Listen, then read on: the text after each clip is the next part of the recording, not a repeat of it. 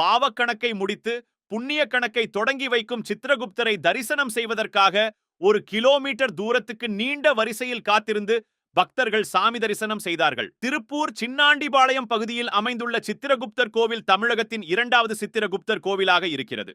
இங்கு சித்திரகுப்தரின் பிறந்த நாளான சித்ரா பௌர்ணமி முன்னிட்டு பொங்கல் விழா கோலாகலமாக நடைபெற்றது. சித்திரகுப்தருக்கு சிறப்பு அபிஷேகம் மற்றும் அலங்காரம் செய்யப்பட்டது. பட்டுத்தலைப்பாகை அணிவிக்கப்பட்டு தேன், தினைமாவு உள்பட 100க்கும் அதிகமான வகை பககாரங்கள் படைக்கப்பட்டு சிறப்பு பூஜைகள் நடைபெற்றது. இந்த நாளில் தங்க எழுதுகோளுடன் அருள் பாலிக்கும் சித்திரகுப்தரை வழிபட்டால் பாவ கணக்கு தீர்த்து புண்ணிய கணக்கு எழுதுவார் என நம்பப்படுகிறது. இதனால் திருப்பூர் மாவட்டம் மட்டுமில்லாத தமிழ்நாட்டின் பல்வேறு பகுதிகளில் இருந்தும் ஏராளமானோர் சித்திரகுப்தரை தரிசனம் செய்த குவிந்தனர். இதனால் 1 கிலோமீட்டர் தொலைவுக்கு நீண்ட வரிசையில் நின்று பொதுமக்கள் சித்திரகுப்தரை தரிசித்து சென்றனர். மாலை வரை 1 லட்சத்துக்கும் மேற்பட்ட பக்தர்கள் சாமி தரிசனம் செய்தனர். 30,000 பேருக்கு அன்னதானம் வழங்க ஏற்பாடுகள் செய்யப்பட்டு அறுசுவை உணவு அன்னதானமாக வழங்கப்பட்டது. சின்னாண்டிபாளையத்தில் கடந்த 95 ஆண்டுகளாக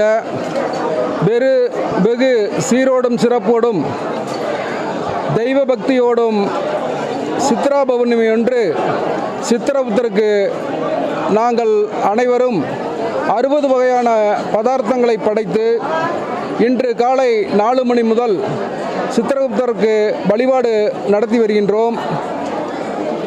இந்த சித்திரகுப்தர் கோயில் என்பது தமிழ்நாட்டிலேயே காஞ்சிபுரத்துக்கு அடுத்தபடியாக இங்கே சின்னாண்டிபாளையம் கிராமத்தில்தான் மிகவும் பிரசித்தி பெற்ற கோயில். இந்த திருக்கோயிலுக்கு வருகின்ற பக்தர்கள் அனைவர்களுக்கும் அவருடைய வாழ்க்கையில் எல்லா சிறப்பும் அடைவதோடு மட்டுமின்றி அவர்களுடைய வேண்டுதலும் உடனடியாக நிறைவேறுவதாக காலங்காலமாக தொடர்ந்து நடைபெற்று வருகின்றது என்பதனை தெரிவித்துக் கொள்கின்றோம். இன்று சற்றேறக்குறைய ஒரு 30,000 பேருக்கு மேல் அன்னதானம் நாங்கள் பண்ணியுள்ளோம். கிட்டத்தட்ட 1 லட்சம் பக்தர்கள் வந்துள்ளார்கள், சாமி தரிசனம் செய்துள்ளார்கள்.